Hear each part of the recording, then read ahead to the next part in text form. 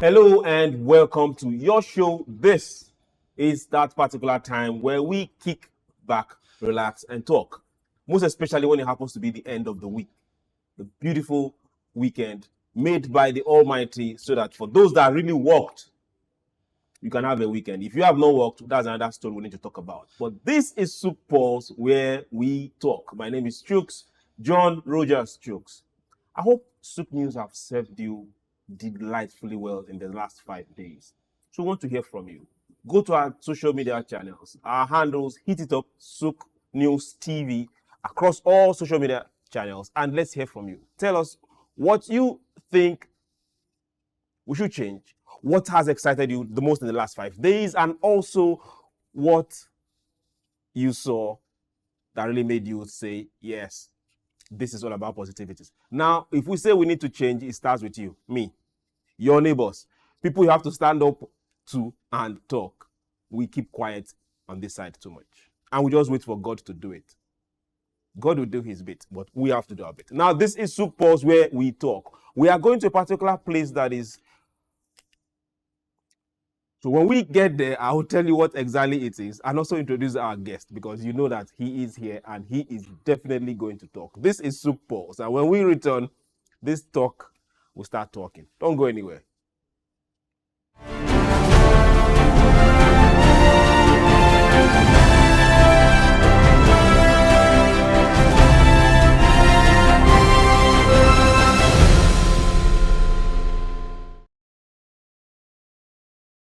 Welcome back. Now, people always have this, in quote, that when it comes to SOUQ News, we don't talk about politics. No. We'll tell you directly, how does it affect productivity? How does it affect business? How does it affect development? How does policy play into it? If any of these elements are in it, then we are there. We are not just talking, we are investigating, and we are informing you. So today we are going somewhere that is home, the Nigerian police. Now, let's go back to the last elections in Edo State. For those that are wondering, we are hitting home Nigeria today. Edo State elections came, Edo State election has gone. Somebody won, yes. Those that didn't win, don't worry. Try again next time. Now, this is the issue. A lot of blame, calls, shouts were heaped on the police by a side. Now, another election is coming up, which happens to be a local government election in Rivers State. That same name is coming up, the Nigerian police. Now, the police, are they meant for the people? Are they meant for the state? Or is it just the federal police? Because it's the federal police. Who should they answer to? That is where we are heading to. Who exactly should the Nigerian police answer to? If they are domiciled in any of the states, police commissioner state, police IG federal, it controls this. Now, who should they answer to? To talk about this all through this 1 hour we have, is no other but your excellencies. Please put those hands together as I welcome to SOUQ Pulse for this nice, beautiful evening, ushering us into the weekend. Dr. Idahosa. Sir, you're welcome to SOUQ Pulse. A pleasure to be here again with you, Chooks. Good evening. Thank you very much. My legs are quietly clicking the other, and we are heading there. Nigerian police. The last time I heard you talk about the police, I said, okay, let's come back and start this gist all over again. Now, elections happened in Edo State, and the people that did not win are blaming the police. Election is coming up in Rivers State, and it has not started yet, and the governor is shouting the police. First of all, is the police supposed to be for security, property, human being, and any other thing, or for election activities? Well, I think it's just quite unfortunate that the Nigerian political system had not been able to mature to a certain level where people can either manage their victory or their defeat very well. And I think that's the fundamental issue with the Nigerian state. Politics is not well developed at all. And again, because, as it were, it's a zero-sum game where winner take all, it can only be expected that the loser finding always difficulty to accept defeat. Is there a loser in an election? Yes, of You course. were not voted for, or the numbers didn't come to you. Yes, that is what it means. You didn't But win. some people did vote for you. Yes, some people win, but you lost at the end of the day. So it's a contest.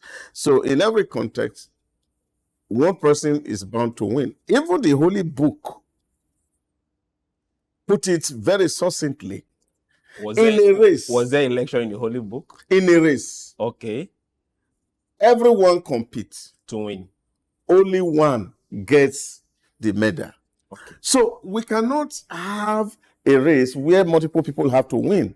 What you have seen played out, whether it's in the 2023 presidential election, whether it is the Edo State gubernatorial election, or the one that is currently going to happen tomorrow in Rivers State, what you're seeing there is the fact that people who want to oppress their neighbors, People who want to oppress their neighbors. and wanting to use the instrument of the state to do so. So And which, they are no, finding resistance. Can you define this instrument of the state? Because No. we need to put words There's security apparatus of the state, of the state, which includes the police. the police, Okay, the DSS, okay. the army. These are institutions of the state, and these are institutions that are meant to protect the lives, the property, and safeguard the security of the whole Nigerian. Okay, before you keep going, let's break this down. Why are we having this friction between governor and police during elections? Yeah, but because the Most especially when it comes to opposition states. You see, I actually wanted to dive into this matter, which is, of course, the argument that people have been talking about creating a regional force of police. No, before we even get to whether creating or not creating, let's look at what's happening right now in Nigeria. This thing you feel play out in Edo, that is the voice you are hearing for the creation of regional police. Okay. That the state can Since you've pulled up the regional police, what is happening now with the federal police? Will it not also happen with the regional police if that is created? You see, the problem they are having right here is that the state don't have total control over who become the commissioner of police in their state. And that prerogative belongs to the Nigerian Police Commission, which is the highest organ that determine who get promoted or who get posted where. That's federal. At the federal. So, of course, the deployment of manpower to states and all of that. So, the Nigerian Police Service Commission handles all of these issues. So, what the people are complaining about is that they want the police to be on their side. When you say what the people, who are the people? I mean the politicians in this regard. Okay, now we are breaking it down. Yes. So, what they are wanting is they want a police in their pocket. Okay, they want a force that will favor them. Yes, of course, who will be at their beck and call and answer to their whims and caprices. Is it all the politicians or some of the politicians? You see, this is the argument that you always will find. And that's why you find every time somebody wins, the police is the best. And anytime somebody loses, the police is the worst. So you must always look for a victim for your loss. Okay, now while they are seeking that particular victim for their loss, is the police commission, is a police agency, are they politicized? They are not politicized. So where is the divide and drag coming from? Take for example, let's hit the nail on the head. The Edo election. The current governor of Edo State said he had reason to get into INEC office at 2 a.m. in the night to go and stop some nefarious activity that he perceived that was going on there. And he stayed there for more than 2 hours. Because at the time that he said he got in there at 2 a.m., and by the time the police were asking him to leave the venue, because by law, he's not supposed to be in that venue. Okay. He's not supposed to be in the venue. Okay. Now I'm following your chain of conversation. Hold on. Now, police will not allow. Okay. Why did they let him in the first place? That's a question we are asking. If we say, okay, the police should do their job. You see, the police were doing their job. The police would not allow because it was alleged by the opposition that he sneaked in.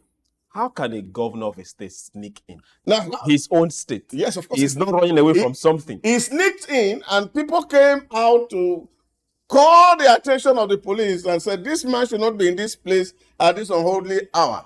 But if we say he's a governor, he doesn't walk alone. He moves around with security detail.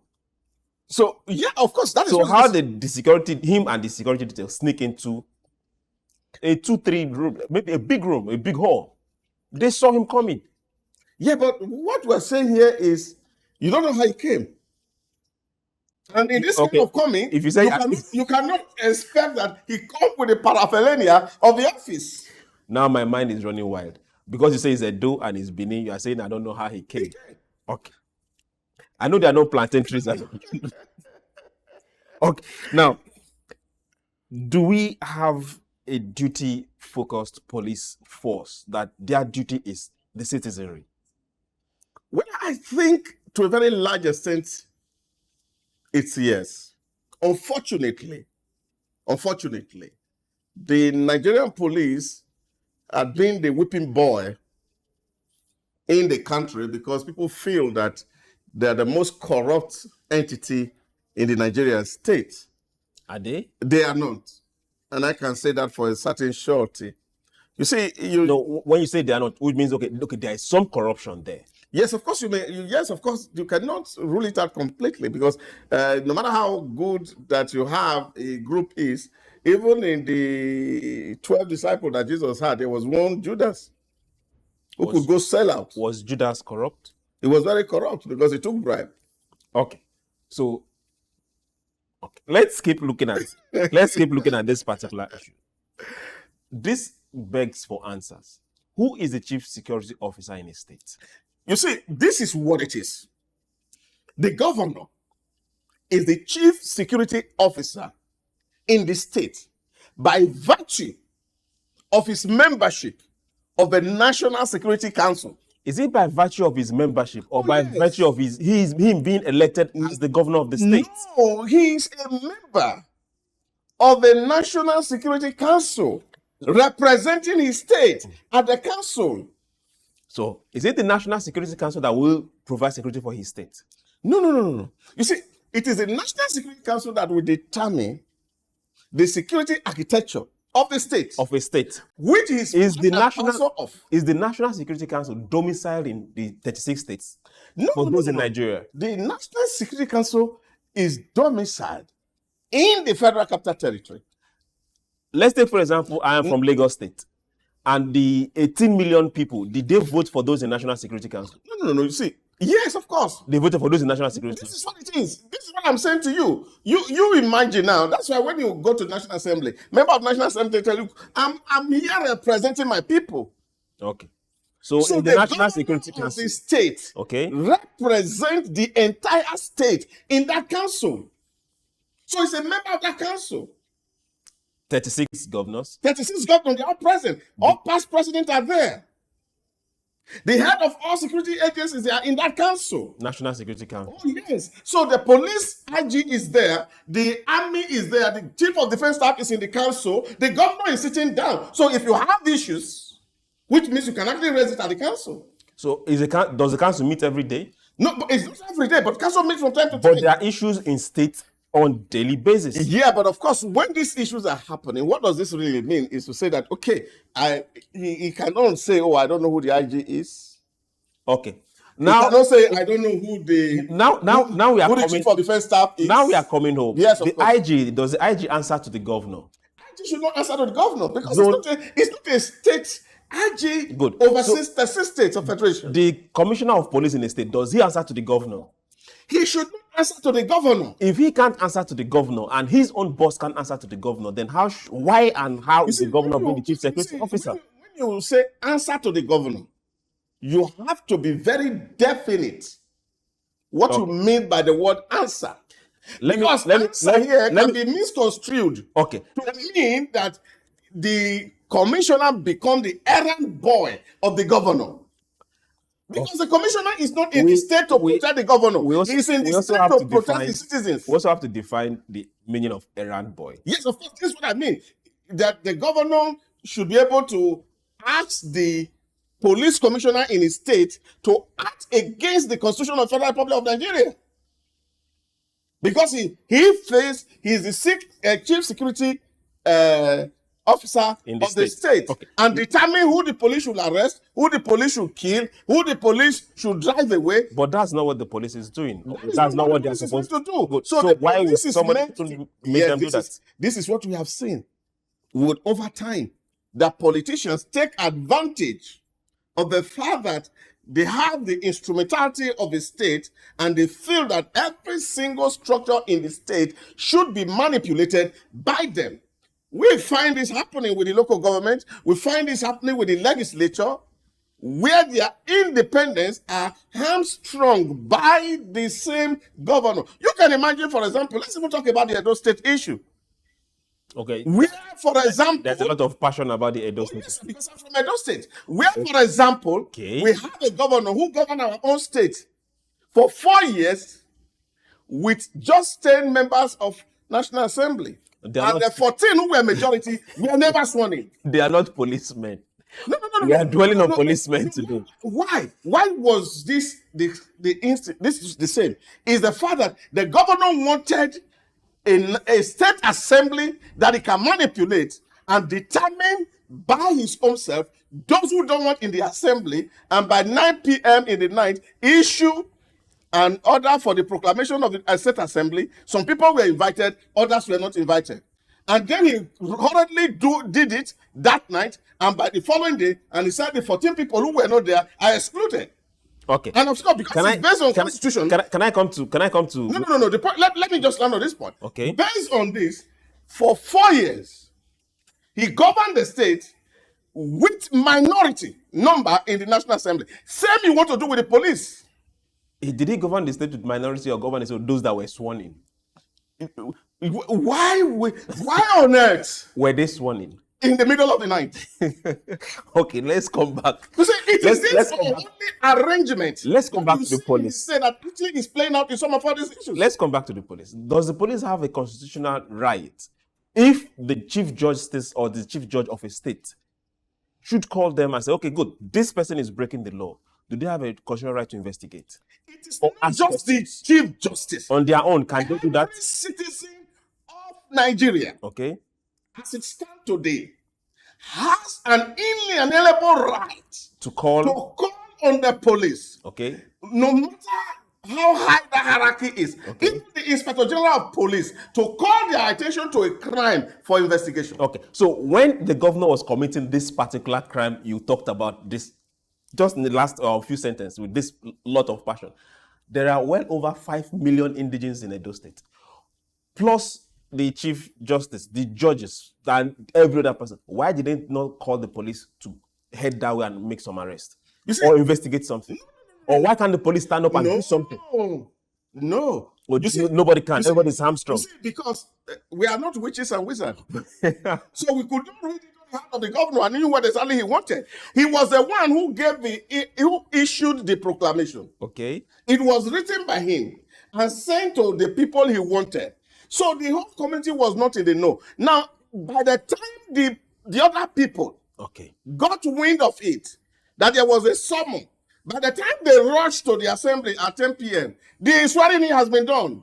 The election was over. Okay. So there's no, now what happened, the only thing you can do in that place, you can't call police in, you go to court. Now, what was it? The substance of that case in court was a fact to say, how many times should a governor issue proclamation?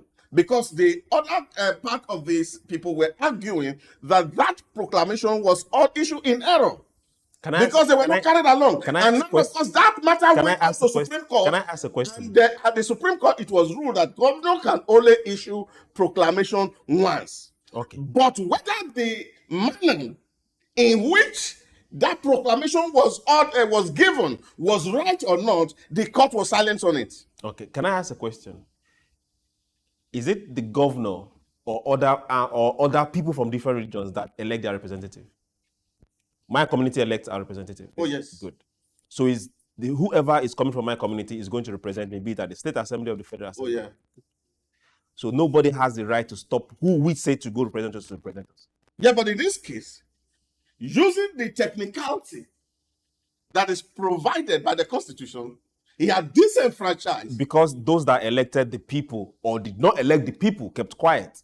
No. They didn't keep quiet. Of course, yes. You see, they can't take the laws into their hands. That is what we think. So what they could have done. Africans are always told you can't take the laws into your hands. What do you mean by laws? What do you mean into your hands?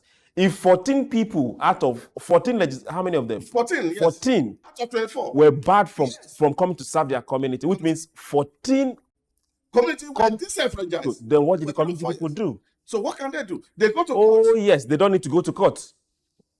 What would they have done? This is where we need to start talking. They don't need to go to court. No. 14 community can stop that state from working. No. That is illegal. Who told you it's illegal? It is my right. No, there's no right. No. The Constitution guarantee what you can. Nope. No. The Constitution does not guarantee docility. Listen. Don't misinform the people.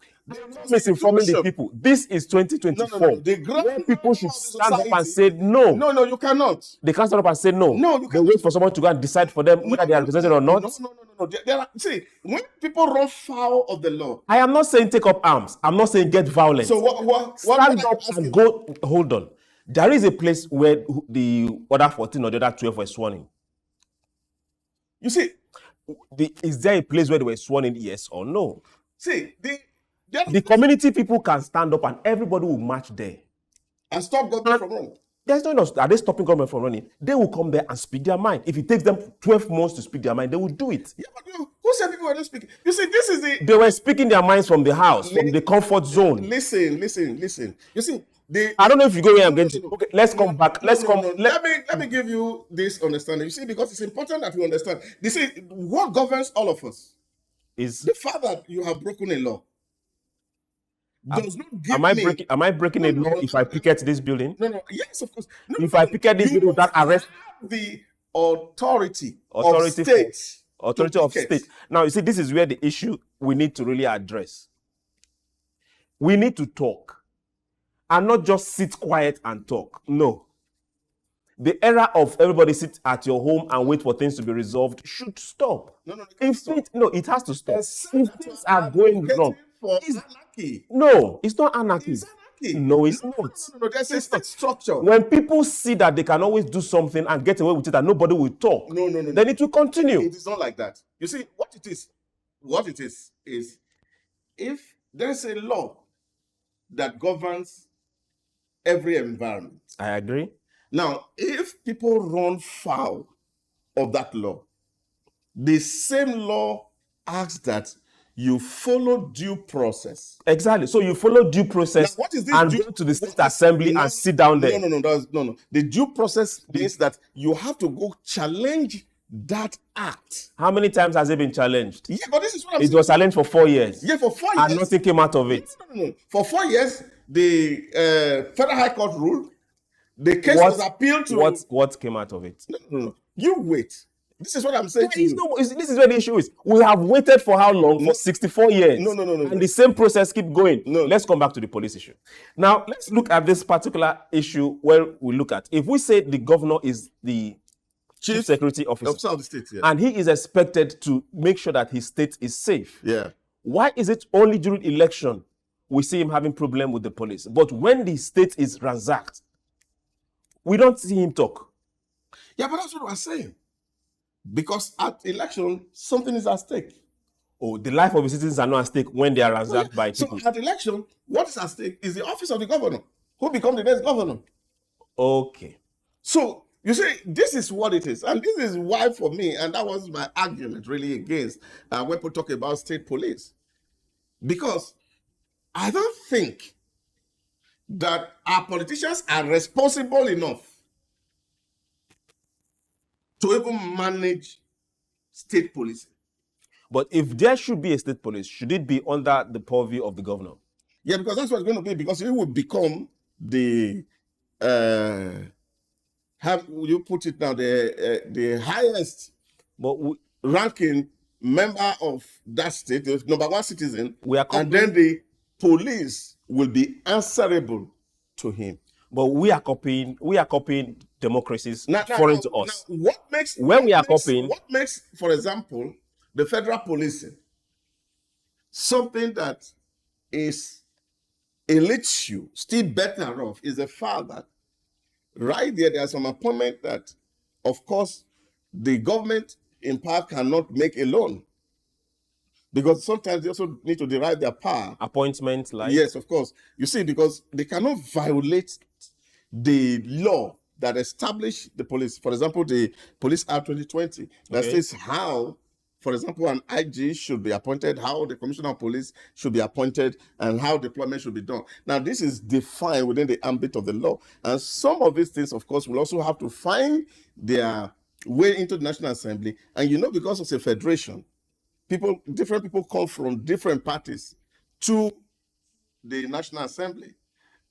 But in the state, what you find is that the state governors, what they have been doing in recent time is capturing the entire governing instrument of the state. Because every single local government they influence will become the chairman of local government. I'm smiling at your choice of the word capture. They determine to become the councillor. They determine to become the chairman of local government. They determine to become member of National Assembly, and even in most cases determine who succeed to become a member of either House of Rep or Senate. So all this structure, and that's beyond capture. All this structure, that's ownership, are answerable to the governor, and that's a big problem. Okay, but from the democracies where we are copying this, let's say the US, the police is under the purview of the Ministry of Justice, not the president. Yeah. The same thing in the States. The police is under the Ministry of Justice, not the governor. And that is why they can go ahead and arrest. Yeah, but the question is, so why can't we also do the same here? Who appoint the Ministry of Justice officers?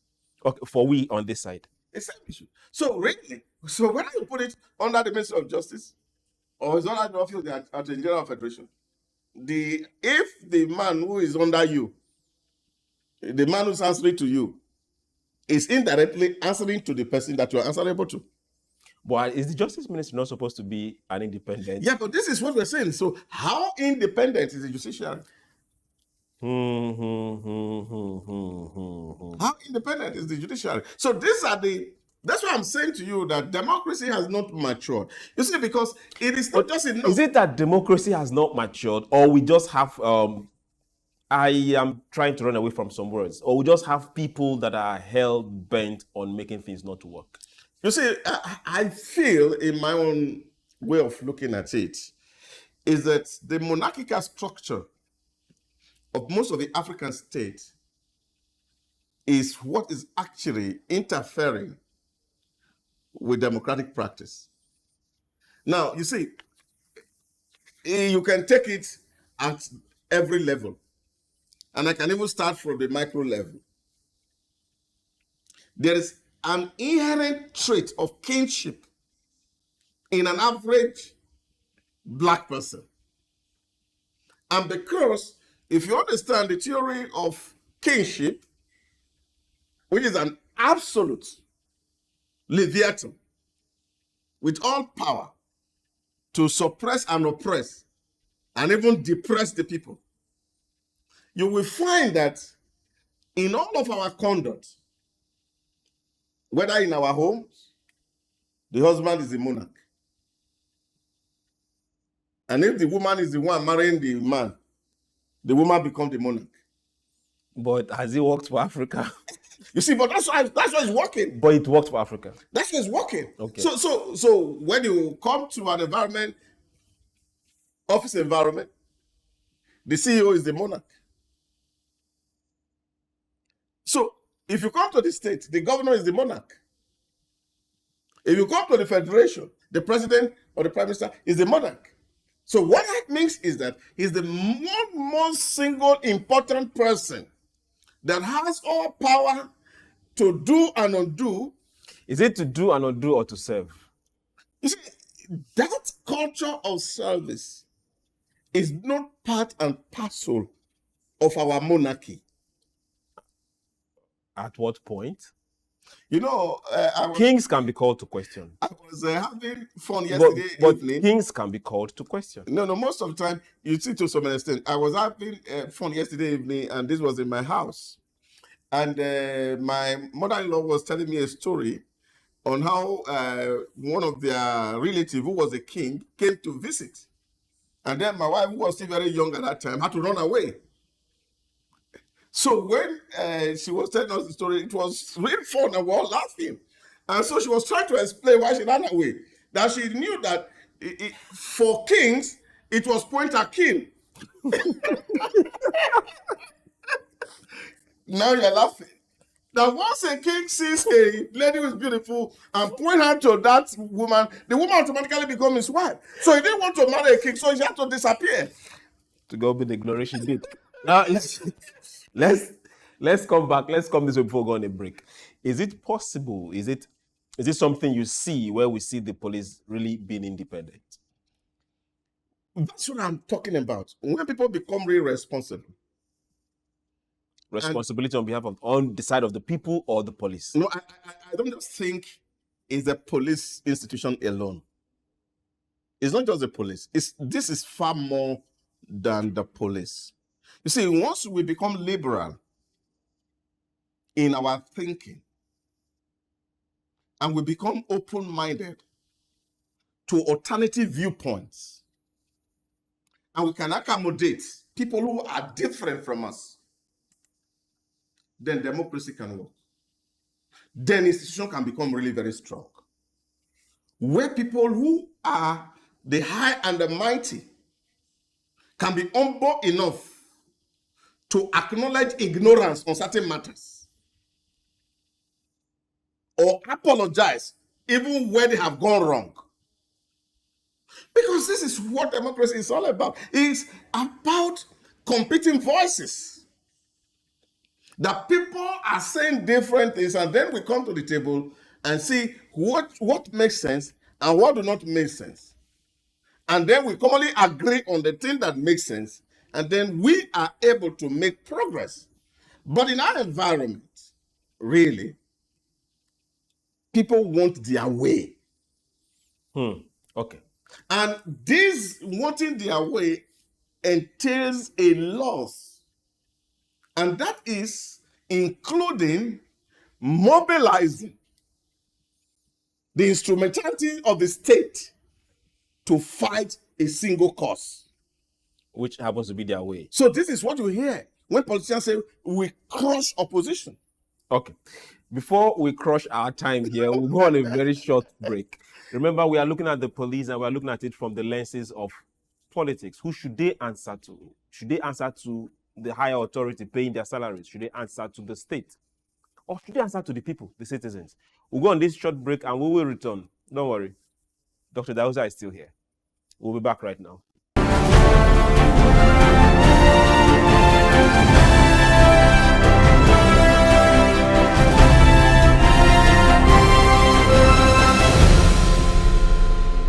Welcome back. This is SOUQ Pulse, and we are looking at the police, Nigerian police to be specific, and we are asking the simple question: who should they answer to? We have Dr. Idahosa here, and he is schooling us. We are arguing a bit, but hey, I hope you're learning something.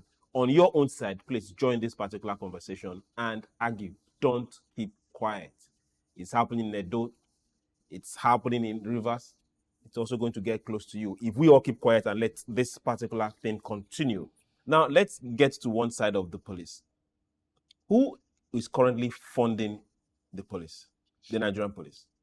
Well, to some very large extent, I think there's a level of concurrency in terms of funding, where federal governments take care of the basic emoluments of state police, of the federal police in terms of payments. And of course, you know that also is taken from the Consolidated Revenue Fund, which is, of course, the money that are gathered from all the federating units of the state. So the police is funded from the CRF.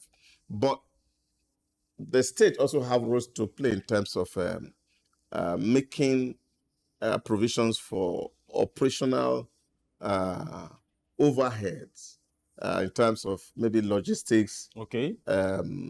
special projects to enable the police within their state to perform at optimal level. You were very specific. Logistics, overhead, special project. Yes. Good. But now, if we look at state projects, state budget, we get to see specific budget, not small, comparable to every other item on their list for security. Now we get to ask, if this much is coming from federal, why this much from state? Well, there are a few things you also need to know, that when you talk about security, you're not just talking about police and personnel alone. Okay. Of course, there's also a technological part, which of course is a software of a security operation and architecture. So that also... Which software? The money, what makes it soft? You see, there's a hard part to power, and there's a soft part to power. Now, also, Pulse, we try not to use idiomatic expressions, and I know you are a chief and a very high class one in our African setting. So please, can you break it down?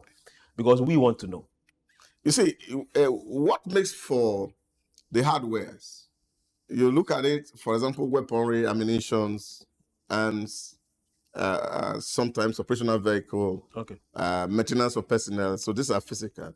But there are also other things that, of course, also need to be put in place within the state to make this policing easy. Take, for example, if you take the case of Kano State under Governor Ganduje, he tried as much as possible to provide CCTV for all the forests in Kano State. Okay, now he provided CCTV. That can go to special project. Yeah. Okay. So these are what you say.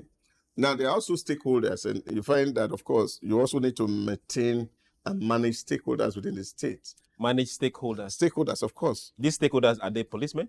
They don't necessarily have to be police people. So who are... But they are... The federal government is taking care of... the police, taking care of the DSS, taking care of the police. So who are these stakeholders that are taking state money? There's a whole lot of relationship. Okay, that money oils? Yes, of course, can oil. And then, of course, state also ensure that there's no breakdown of law and order within the state. With money. And engage a lot of people. By payouts? Yeah, of course, sometimes payout, really. Okay, now, are we saying that a lot of the security vote coming to states is used for payout? Yeah, that's why... Or settlement? They call it security vote for governors. And what that is actually meant for is to see how governors can engage with some critical stakeholder who can make state ungovernable and ensure that they provide the kind of the groundwork. Groundwork. Is the Nigerian police effective? Well, to a very large extent. Have the Nigerian police won laurels outside this country? Yes, to a very large extent they are. Which means the Nigerian police can do good in the states. Yeah. Can we also... Everything being equal. You've told me that things can never be equal. Okay. Can we also say, okay, if the states are having security votes, having security budget, that they should split it by 4 and give the Nigerian police 3. Let them take care of the security in the states. Well, or account to it to Nigerian police. You see, a lot of people have done a lot in the past to see how they can actually bridge that gap. But again, like we said, you cannot also take away the problem, which is the major factor that has plagued our country, which is the issue of corruption. And we cannot but say that is a factor here. So what do you say eventually? You are saying that a lot of states are resorting to extra policing effort in terms of organizing vigilante and regional security apparatus. You see the Amotekun in the southwest. Now, those officers are paid by the state. Now, if you go to my state, you have some vigilante that are, of course, paid by local government and by the state to help augment, because the ratio of police to the population in Nigeria is still very, very poor. Number of personnel. Yes, 1 man to like almost 1 million people. So that makes it very, really difficult to have effective policing. And whereas where you are talking about maybe 1 police to 100 people.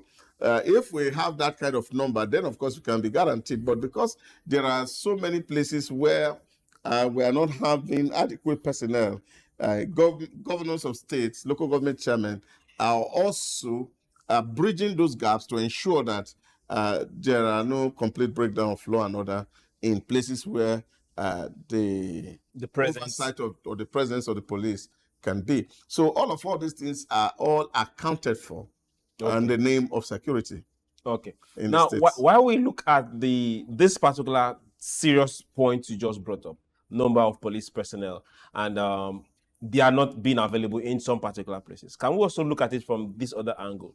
The number of personnel that follow or escort or attach to some politicians or some men. You go to some places and you see 6, 7, 10, 15, 12 federal government funded, paid policemen attached to one person. Yeah, that's how we found ourselves. So, and now the state now has to spend extra money to also now start looking for security outside this. The act of states that says, look, that policing should not be for private individual use.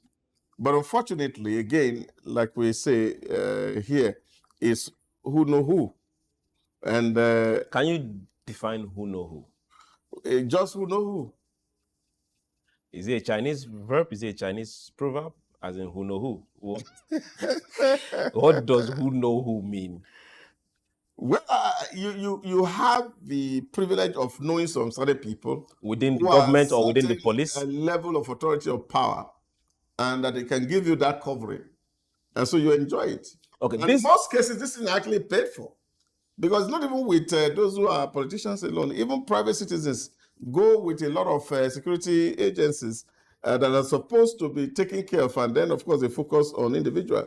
I saw something which was a nice source some years ago, and I think it was on the social media, where we saw a policeman who was helping his boss, so to speak, to pick nails and cut his nails. And that was really very, very dehumanizing, because he was one big man and the police does not have dignity or honor. And so he has to sit down and then be using razor blade to help the man to clean his nails. So this is the level of a monarchical tendency in the average black man that I'm mentioning to you. Before we hit that side of this rug, where we don't want to go to at all, this attachment, this escort, this police that are following, be it private individuals or politicians or government people, well over more than 1, 2, 3, down to 6, 12. Now, if we say they are paid for, who are they paying to? If we say the government says, okay, this is wrong, from where or from what agency are they getting this clearance and approval to follow these people? Is it from the police force? Only God knows. Okay.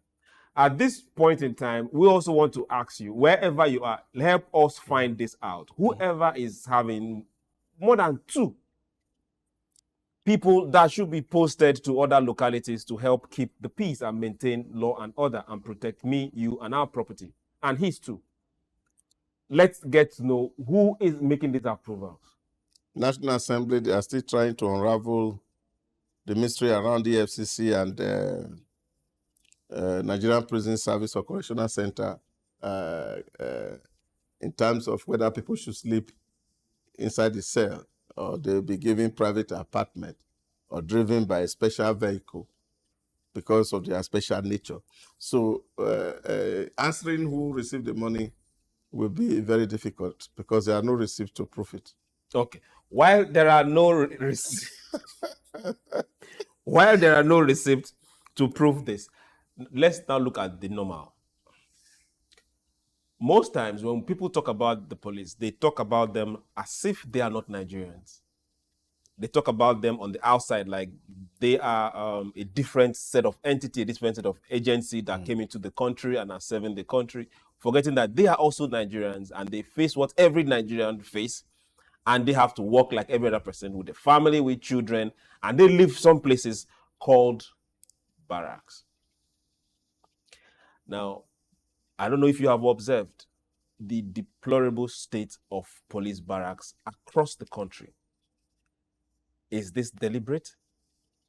Well, I don't think it's deliberate, as people will say. It's when you pick people from different part of the country and put them in a special environment where they have not been before.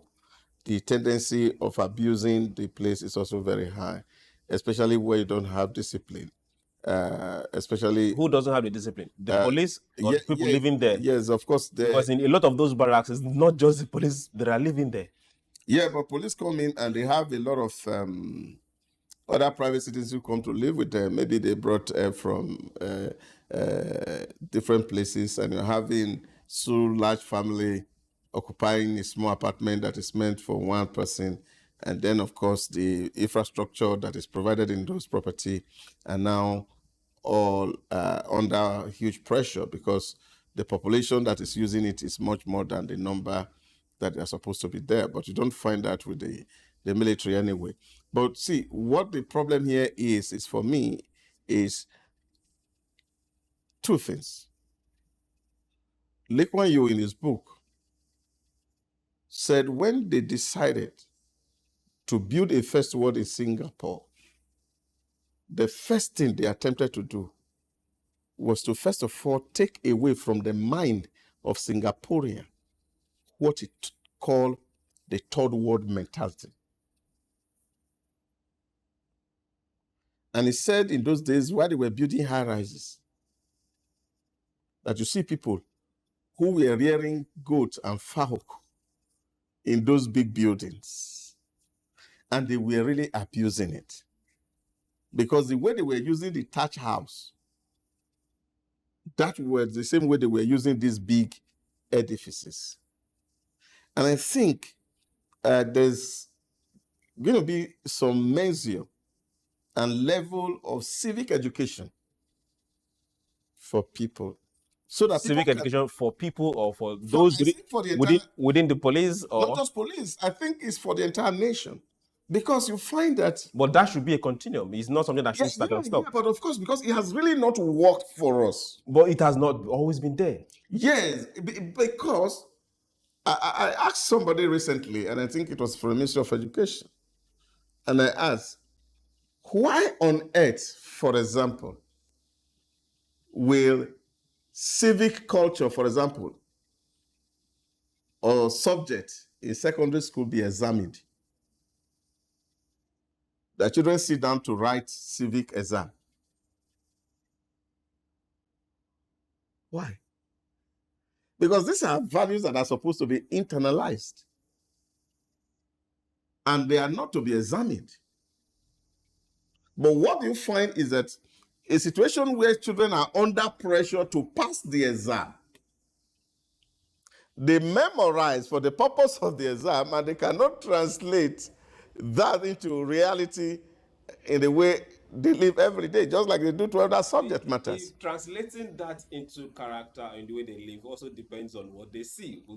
Yeah, that is what I'm saying, because the man who is teaching civic himself is not civil. So it's difficult for this thing to actually be translated or transmitted. So this for me is a problem that needs really to be dealt with. And that's why you can find that people don't even realize, for example, that the pollution of the environment has a direct impact on their life. Okay, let's bring us back. If the Nigerian police is well funded and paid a living wage, do you think they will behave better? They will live better? They will do their jobs better? I think so. Do you think they will be able to say no to a lot of the advances that come due to these pressures? But I think it's not even the Nigerian police alone. I was in a conference once. An agency needs to no. Let me just give you this scenario. An agency, one custom officer once told us he was in a certain border, and he apprehended a smuggler with a vehicle, and they detained the smuggler. And this was some years back. And he said that the smuggler was standing there making telephone call. And then after some few moments, he received a call, order from above, to escort the vehicle to Abuja. And once he got to Abuja, he was given signal of transfer. So it's not even that you have men who are willing to do what is right. Even the pressure from the Oga at the top is also an issue. So it's not that our police people are not disciplined enough to know what is right or wrong to do. But just like every other agency of government, or even our bureaucracy, the same pressure to violate, circumvent extant rules and regulations is also what is making the police not to be effective. And this is why I'm talking about the general orientation of all our mind. As we are sitting down here, I can bet you, if you go out here now and you commit an infraction and police get you, all of us will be making call to find somebody who can get you, let you off the hook. That's a mindset. Because for us, we see it like a social service. Social service to me. Yes. So you don't want you to suffer. But you don't find that elsewhere where civilization is really working. And so this is the pressure that you find on the law security apparatus of the Federation.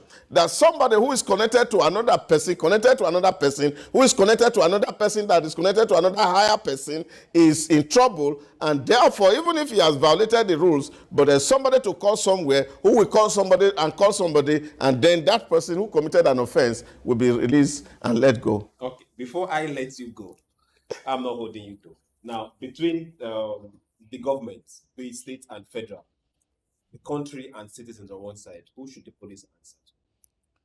The current structure of the police, I think, is what it should be. The police currently answer to the citizens of the Federal Republic of Nigeria, and that is what it is, and not to individual.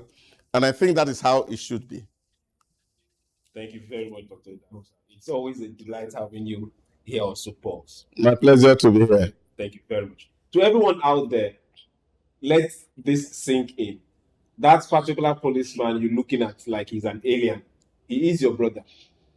The lady is your sister. And they have the same blood flowing in their veins like you do. It's our responsibility to help when you can. Talk to them when you can, because they are also under pressure, like you. And when you see something going wrong, mind you, the speed or the strength at which you hit a ball is the same way to get back to you. So please, tread cautiously, especially with your words when it comes to talking to people that are armed. Never make that mistake. And also remember, we cannot stop talking. This is SOUQ Pulse. I would say thank you to everyone out there. Remember, this is the weekend. Be your brother's keeper. Be nice. Have yourself a very, very lovely Friday evening. My name is SOUQ on behalf of myself and everybody that has been behind the cameras, from Wisdom to Consola to Godson to Gladys to Michael, who is not also here, to Patrick. I want to say thank you very much. Have yourself a beautiful, beautiful weekend. Bye.